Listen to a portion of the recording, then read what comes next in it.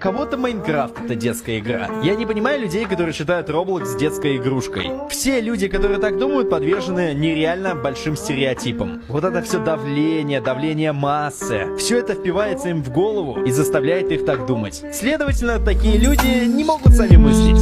Я считаю, что Roblox — это гениальная игра. Разработчики приложили много усилий для того, чтобы игра была такой обширной, где найдется 1000 разных режимов на любой цвет и вкус.